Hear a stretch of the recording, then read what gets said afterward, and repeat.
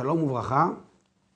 Aujourd'hui, on va parler du 10 Tevet, cette date tristement célèbre, du fait qu'elle a été la date du début de la destruction du Beth Amikdash, en fait, puisque les troupes de l'ennemi sont arrivées et ont entouré les murailles de Yerushalayim le 10 Tevet et on jeûne. Plus tard, les murs vont être ébréchés par cet ennemi. Et beaucoup plus tard, le 9 Av, Yerushalayim sera détruite. Le Midrash nous dit qu'Akadosh Baruch Hu a fait exprès de faire traîner les choses pour que le Ham Israël puisse faire tchouva et le temps de réagir et de faire tchouva.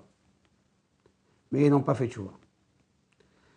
Alors, doucement, doucement, ils sont tombés jusqu'à ce qu'il y ait eu la destruction du Beth Amikdash et toujours sans tchouva. Nous dit le Rambam, si nos sages nous reprennent, nous disent cette idée qui a été reprise par le Rambam Maïmonide, si le Beth Amikdash n'a pas été détruit, c'est que, si le Beth Amikdash n'a pas été construit, excusez-moi, c'est que nous vivons les mêmes phénomènes. Le Beth Amikdash a été détruit pour des raisons X, il n'a pas été construit, c'est pour les mêmes raisons. À nous de les chercher. On va commencer par les propos du Natziv de Volojine, Rabbi Naftali Tzvi Berlin. Il a écrit un livre sur le Shas, le Talmud, Meromé Sadeh, dans Yuma, page 9b. Il a écrit un livre, le Emek Davar, sur la Torah. Dans la Pticha, dans la préface de son livre, il nous dit la chose suivante. Sur le verset, dans la paracha de Haazinu, Atzur Tamim Parolo. Le rocher est intègre. Tout ce qu'il fait, c'est bien. Kichol Drachav Tzedek. Tous ses chemins sont justes. El Emuna Ven Avel. C'est un Dieu à qui on a confiance, il n'a pas d'erreur. Tzadik Veyachar Hu. Akadosh Baruch Hu, il est juste et droit. Ce mot-là, Tzadik Veyachar Hu, il vient attester le fait qu'Akadosh Baruch Hu a détruit le deuxième Beth Amikdash. Ce deuxième Beth Amikdash a été détruit du fait qu'Akadosh Baruch Hu est Tzadik, il est juste, mais Yachar, il est droit. Nous dit le Natziv de Volojine, parce qu'à l'époque du deuxième temple, les gens étaient Tzadikim, justes. Ils étaient tous baignés dans la Torah et dans les mitzvot. C'était tous des Tzadikim et des Chassidim. Mais ils n'étaient pas Yesharim, droits. Qu'est-ce que ça veut dire? Ça veut dire que, nous explique le Natziv, les gens, ils avaient une certaine compréhension de la Torah, une certaine interprétation même des halachot, ou des hashkafot, des façons de vision des choses. Mais ils considéraient tous ceux qui ne sont pas d'accord avec leur pensée à eux comme des apikoros, épicuriens, tzdukim, des gens qui rejettent et ne croient pas à la Torah. Tout de suite, ils étaient catalogués comme non faisant partie du groupe du Ham Israël. Ça, c'était dû à quoi? À la sinat rinam, à la haine gratuite. La haine gratuite, elle les a entraînés à mettre un X sur chaque Ben Israël qui n'était pas d'accord avec leur idée, même s'ils étaient dans la Torah. Et ça a donné, plus tard encore, dans le premier Beth Amikdash, Shfichut Damim, le crime, Avodah Zara, l'idolâtrie, Gilui Arayot, l'inceste et l'adultère. Je lis les mots du Natziv. Tzadikim v'chassidim v'amle Torah, ils étaient tous à cette époque. Ach lo hayu yesharim ba'alichot olamim. Tout ça à cause de la sinat rinam. Akadosh Baruch Hu n'a pas supporté cela.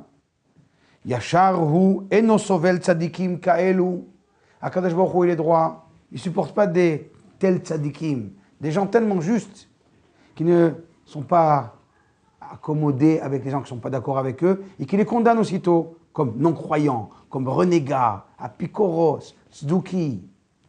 Et là, il nous dit Afalgav de le Shem Shamaim, bien que c'était fait Behemet au fond d'eux.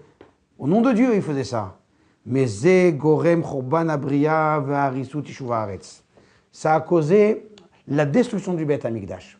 Pourquoi?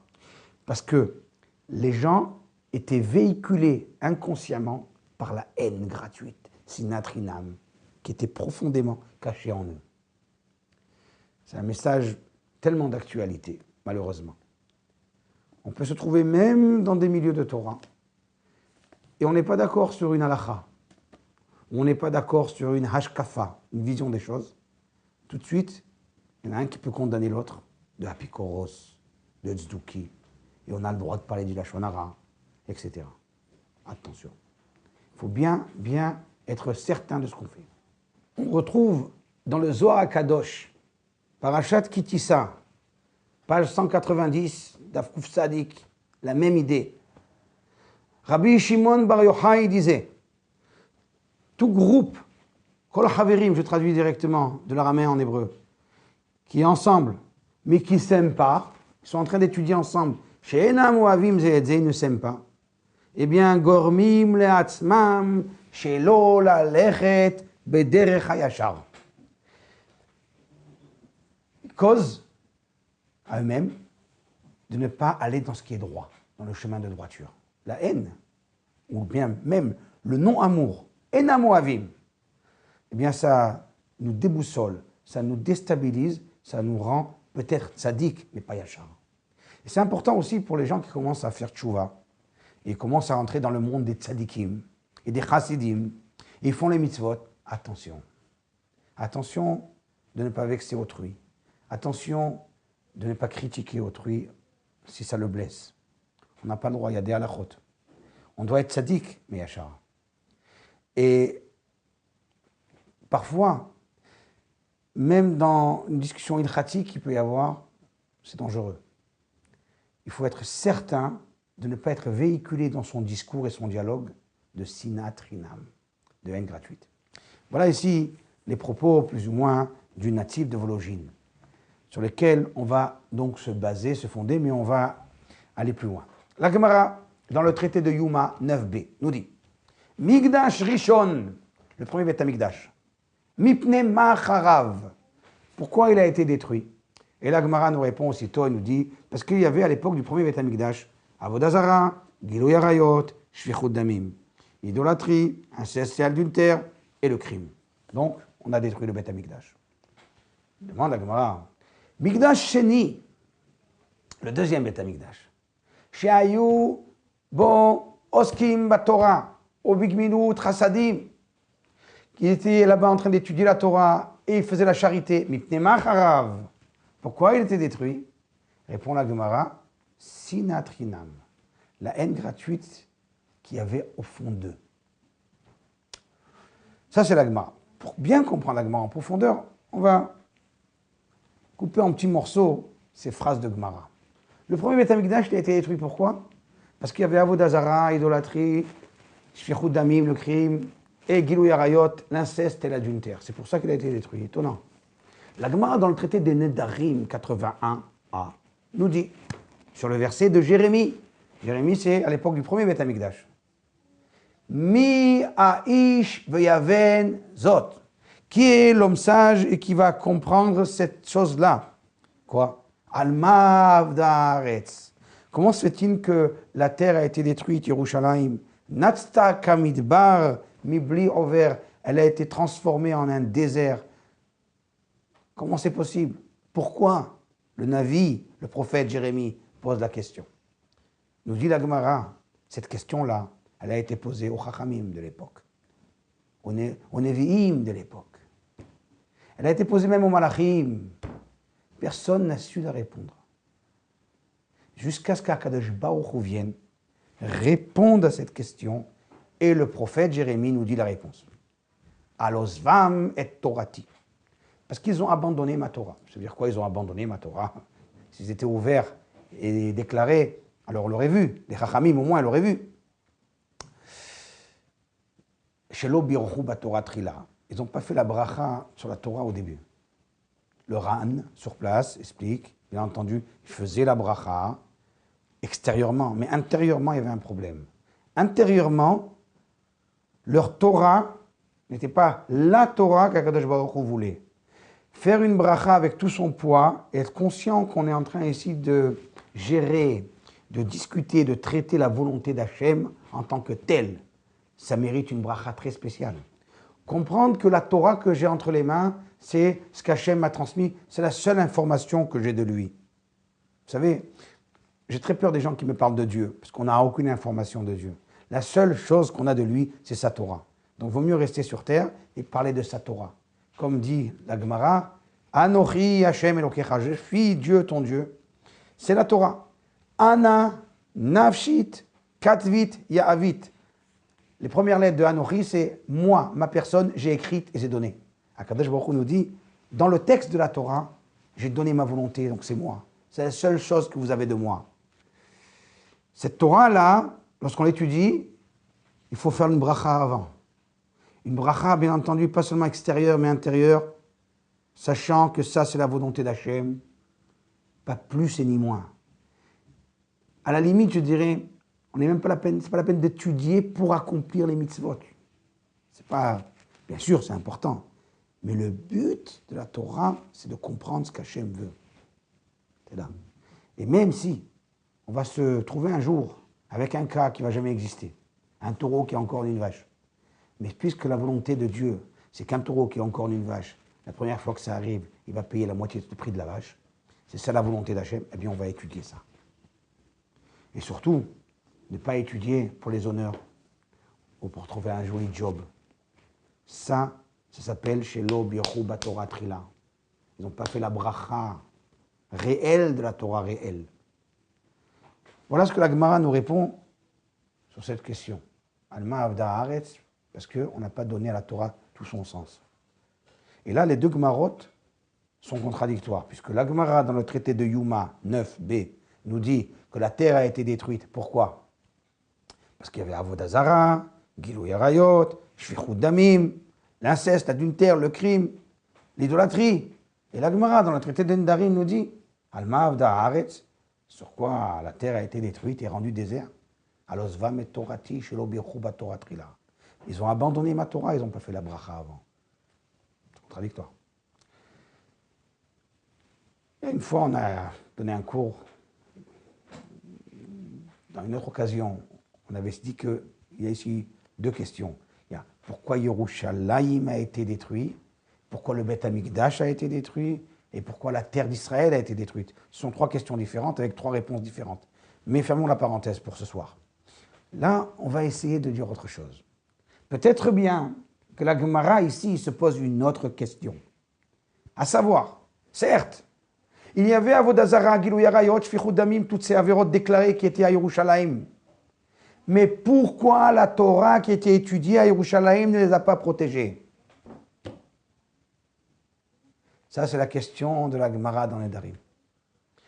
Alma Avda Haaretz, pourquoi la Torah n'a pas protégé l'âme Israël? Réponse de la Gemara, parce qu'ils n'ont pas étudié la Torah, le Shem Shamaim, pour la Torah, en tant que telle. C'est la volonté de Dieu. Ça, c'est la Torah qui protège. Comme la Gemara nous le dit dans le traité de Sanhedrin, 99b, Kol haosek batorah lishma, tout celui qui étudie la Torah pour la Torah, pas pour du job, pas pour du kavod, pas pour du business, mais pour la Torah, magen al kol haolam kulo, il protège tout le monde. Mais il faut que cette Torah soit pure. Et là, elle protège. Donc voilà les deux Gemarot, il n'y a pas de contradiction. Il y avait des avérotes déclarées, idolâtrie, inceste, adultère, le crime, mais la Torah ne les a pas protégés. C'est là la question. On se pose pourquoi la Torah n'a pas protégé. Réponse, parce qu'ils n'ont pas étudié comme il fallait la Torah. Très bien.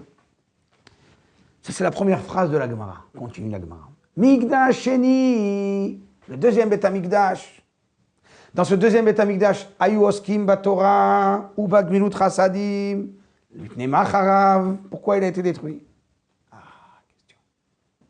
Et la Gemara répond et dit Sinat Rinam, la haine gratuite. Ça veut donc dire ici, on va après expliquer pourquoi, mais on comprend ici que la haine gratuite porte atteinte à la Torah même. La haine gratuite prend la Torah qui est étudiée pourtant le Shem Shamaim pour la Torah, et elle fait qu'elle a plus de force de protection. Et ça, c'est une deuxième phrase qui a été citée par Rabbi Shimon Bar Yochai dans le Zohar, Parashat Ki Tisa, page 190. Nous dit Rabbi Shimon Bar Yochai, tout groupe d'étudiants, Kol Haverim, She'enam Ohavim Ze la Ze, qui ne s'aiment pas ensemble, non seulement ils ne vont pas dans le droit chemin, bien entendu, mais attention, il dit Rabbi Shimon Bar Yochai, Pogmim Batorah, ils viennent et ils portent atteinte à la Torah. Osim Pgam Batorah, ils portent atteinte à la Torah. Parce que la Torah, elle a besoin d'amour, fraternité, etc. Ça, c'est une force extraordinaire. La Torah, elle peut être étudiée et protégée. Dès qu'il y a sinatrinam, boum, plus de protection. Pourquoi? Avant de traiter le pourquoi, on va bien fonder cette idée. Déjà, on la voit donc dans le Zohar, mais on la retrouve aussi dans le Sefer HaAkeda, Rabbi Yitzhak Arama, dans son livre Sefer HaAkeda, dans la préface des Megillot, les 5 Megillot, dans Megillat Ruth, que nous lisons à Shavuot, selon certaines communautés, nous dit le Akeda, pourquoi on lit à Shavuot la Megillah de Ruth? Dit la Akeda, parce que Ruth, c'est le don, la Gemilut Chassadim. Elle fait le don de sa personne pour la Torah. Boaz, son mari, fait un don pour Ruth. Ils ont mérité David Améler. Celui qui n'a pas voulu faire un don, Elimelech, et qui est parti d'Eretz Israël pour ne pas donner aux pauvres, eh bien, on voit qu'à la fin, il est parti de ce monde-ci, lui et ses enfants. Alors que Ruth, qui a fait le don de sa personne pour l'Akadosh Baruch Hu, Boaz, qui a fait le don de sa personne pour quelqu'un qui était pauvre, eh bien, ils ont mérité d'avoir David Améler. Et on lit ça à Shavuot, parce que la base de la Torah que nous recevons à Shavuot, elle est fondée et basée sur la Gemilut Chassadim, le chesed, la bonté, le don, la tzedaka, la charité. On retrouve la même idée dans le Sefer HaRokeach, dans les Dinim de Shavuot.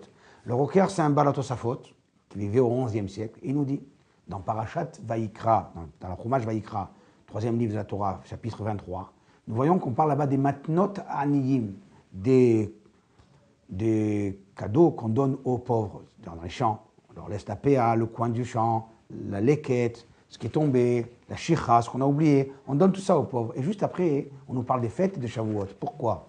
Nous dit le Rokeach, c'est pour bien nous faire ici une allusion qu'il y a un lien entre le tzedaka et le chesed et la Torah.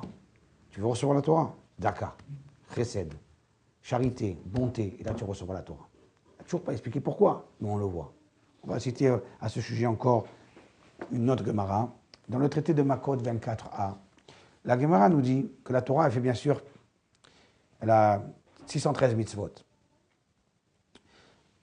David Amelech a voulu établir, fonder, et Emidan, il a voulu fonder la Torah sur, dit la Gemara, 11 choses essentielles. Alors, je ne vais pas citer, c'est toute une page de la Gemara, je ne vais pas citer toute la page parce que ça va être trop long, mais on va prendre donc ce qui nous intéresse pour ce soir. David Amelech a dit 11 choses. Poel tzedek, faire la justice. Et la Gemara cite toutes les 11 choses que David Amelech a dit pour fonder la Torah sur ces 11 choses. Plus tard, Ba Yeshayahu, Esaü, le prophète, et Midan al-Shesh. Lui, il a fondé la Torah sur 6 piliers, 6 fondations. Parmi les fondations sur lesquelles sont fondées, basées la Torah, Holech Tzedakot, il va la charité. Et la Gemara énumère. La Gemara continue. Plus tard est venu Micha. Et lui, il a fondé la Torah sur 3 mitzvot. Parmi, donc, les 3 mitzvot, c'est une haftara qu'on lit à Parashat Balak. Il dit là-bas, Igid lecha adam matov uma Hashem doresh meimach ki im asot mishpat ve'ahavat chesed. Faire la bonté, aimer la bonté, aimer le chesed, etc. Ensuite, plus tard, est revenu à nouveau Yeshaya, il a fondé la Torah sur 2 mitzvot. Essentiellement, c'est Atzut Tzedaka, faites la charité. Enfin, est venu Tzidkiyahu, Habakkuk, pardon, le prophète Habakkuk, et lui, il a fondé toute la Torah sur une seule chose, Tzadik, celui qui est juste, Daka, donc c'est du mot Daka, Be'emunato, Yichye, il va vivre avec sa foi. Très bien. C'est-à-dire qu'il y a ici, comme explique Rachid d'ailleurs, une certaine faiblesse à pouvoir tenir ces 613 mitzvot. Il faut les fonder sur des yesodot, sur des fondations, des idées maîtresses qui peuvent faire que l'homme résiste à toutes les tentations et arrive à fonder toutes ces 613 mitzvot sur des fondations. La dernière qu'on dit ici, c'est Tzadik be'emunato yichye. Le juste va vivre dans sa foi. Nous fait remarquer le rabbi Haïm de Volojine, dans la préface de son livre Chut HaMeshulash, que dans tous les cas, selon tous les avis, on parle toujours ici dans les Yesodot, dans les fondations de la Torah, sur laquelle on a voulu fonder la Torah, de tzedaka, de charité. C'est ce qu'on est en train de dire ici. La ahava, l'amour, la achva, la fraternité, le gemilut chassadim, le chesed, la tzedaka, la charité, tout ça, ça fait qu'on peut baser sur ça la Torah. Sans ça, la Torah, elle est bgouma, elle est abîmée. En tous les cas, elle n'est pas protectrice. Elle ne peut plus protéger. On retrouve cette même idée encore dans une Gemara très très connue, traité de Shabbat 31a, où on nous raconte là-bas qu'il y avait un non-juif qui a voulu sincèrement, je le souligne quand même, se convertir. Il arrive chez Shammai, qui avait la réputation d'être quelqu'un de très strict. Il arrive chez Shammai et il lui dit, voilà, je veux que tu me convertisses, mais à une condition. Tu arrives à m'enseigner toute la Torah sur un pied. Et après, je me convertis. Shammai prend une règle avec laquelle on mesurait les pierres pour construire, les briques pour construire les maisons. Curieusement, on ne sait pas encore pourquoi il a pris un tel outil. Il le pousse à ce non-juif-là pour lui dire, va-t'en. Bon. Qu'est-ce que ça veut dire encore? On ne comprend pas. Il arrive chez Hillel, qui avait la réputation d'être beaucoup plus tolérant, on va dire. Il arrive chez Hillel, bien entendu, c'était des façons de Chas v'Shalom qu'on est en train de juger Shammai ou Hillel, mais c'était des comportements de Torah. Et Hillel le reçoit, il se met sur un pied, il dit convertis-moi et tu m'enseignes la Torah sur un pied. Hillel lui dit c'est très simple. Ce que tu n'aimes pas qu'on te fasse, ne fais pas à ton prochain. Ça, c'est toute la Torah et le reste, va et apprends. Extraordinaire. Hillel. Hillel a fondé toute la Torah sur le chesed, la bonté, le rapport avec autrui. Tu n'aimes pas ce qu'on te fasse, alors ne fais pas aux autres. Ça, c'est Hillel. Il dit le Maharsha, commentaire sur Shabbat, page 31a. Pourquoi Shammai a pris cette règle-là, avec laquelle on mesure les fondations des maisons? Shammai a voulu dire, tu vois, les fondations d'une maison, il n'y a pas une fondation. Pour construire une maison, il faut plusieurs fondations. Comment tu veux que je t'enseigne la Torah sur un pied? Sur un pied, ça veut dire que tu veux être fondé toute ta avoda, tout ton judaïsme, il va être fondé sur une idée. Je ne peux pas, c'est impossible, ça ne tient pas. Va-t'en. Va chez Hillel et Hillel a trouvé le yesod, la base sur laquelle on peut fonder la Torah, c'est le bilut chassadim, la bonté, l'amour d'autrui. Sinat rinam, vadaï que non, c'est sûr que non. Alors, donc cette idée-là, on la voit. J'ai cité tout à l'heure donc le Zohar HaKadosh, qu'on abîme la Torah si on ne s'aime pas mutuellement. J'ai cité le Baal HaKedah, le Rokeach, la Gemara dans Masechet Makot 24a, la Gemara dans Shabbat 31a. Mais le pourquoi encore on ne l'a pas. Alors pourquoi je vais vous le dire. Et là c'est extrêmement important. Il y a dans Shir HaShirim, dans Mishlei, pardon, un verset qui nous dit Eshet Hayil Miimsa, femme vaillante qui va trouver. Et ensuite le verset conclut, il nous dit At Alit Al Kulana. Et toi, tu vas nous faire monter sur toutes ces difficultés. Voilà, j'ai traduit une traduction personnelle pour comprendre tout de suite l'explication du Gaon de Vilna. Le Gaon de Vilna nous explique dans Mishlei Eshet Hayil, la femme vaillante, c'est la Torah. Miimsa, qui peut la trouver? C'est-à-dire comment on peut pénétrer la Torah? Eh bien, c'est avec Haïl. Het, Yud, Lamed, valeur numérique, même Het, 48. Ce sont les 48 vertus qui sont citées dans les maximes de nos pères, avec lesquelles on peut accéder à la Torah. Le maxime de nos pères nous dit Ve'arbaim ou Shmona Dvarim à Torah Niknit. Avec 48 valeurs morales, la Torah peut être acquise. Et là, voilà, la Mishnah nous cite Bishmiata Ozen, avec l'écoute, Barichat Sfataim, exprimer l'idée, Bevinat Alev, en comprenant intérieurement, Behema, avec la crainte, Beira, avec la peur de fauter, etc. 48 conditions pour accéder à la compréhension réelle de la Torah. Mimsa, dit le Gaon, qui peut arriver à ça? Un homme tout seul, avoir ses 48 vertus, c'est trop difficile. Alors comment on peut faire? Hâte. Aleph Tav. Aleph Tav, c'est quand tout le Ham Israël il est ensemble, depuis Aleph jusqu'à Tav, depuis la première lettre jusqu'à la dernière lettre, Alit al-Kulana, on va arriver à surmonter toutes les difficultés. Puisque il va y avoir parmi nous, plus on est, mieux c'est, il va y avoir parmi nous des gens qui ont la crainte, des gens qui ont l'écoute, des gens qui arrivent à exprimer, des gens, et il va y avoir donc un rassemblement de personnes. Et ensemble, on pourra donc percer les secrets de la Torah, comme c'est écrit dans le Zohar HaKadosh, que j'ai cité tout à l'heure. Parashat Kitissa 190, Rabbi Shimon Bar Yochai nous dit, vous savez pourquoi les gens qui m'ont entouré à mon époque, les Chaverim, les gens de mon assemblée, ont eu le mérite de pénétrer les secrets de la Torah? Il dit le Rabbi Shimon Bar Yochai, Sitre Torah Begalouy, on a réussi à découvrir les choses cachées de la Torah, c'est parce qu'on s'aimait. Dit le Gaon, donc je reprends le Gaon de Vilna, Atalit, quand on est tous ensemble et on s'aime, alors on arrive ensemble à faire sortir de la Torah la véritable idée. On peut étudier la Torah l'Ishma, pour Hachem et tout ce qu'il faut. Mais s'il n'y a pas l'amour d'autrui, la Torah elle est manquante. La Torah il manque quelque chose. Si on arrive à se mettre tous autour d'une même table et d'étudier un même texte avec tellement de différences, eh bien cet amour-là, qui est le contraire de Sinat Rinam, peut nous aider à pénétrer la Torah réellement. Et là, c'est une vraie Torah qui pourra protéger. Sinon, peut-être, on étudie le Shem Shamaim, mais pas la Torah. La vraie Torah, c'est celle qui est étudiée avec amour d'autrui. C'est important de savoir que, bien entendu, on n'a pas le droit de rester passif à quelqu'un qui fait quelque chose de mal.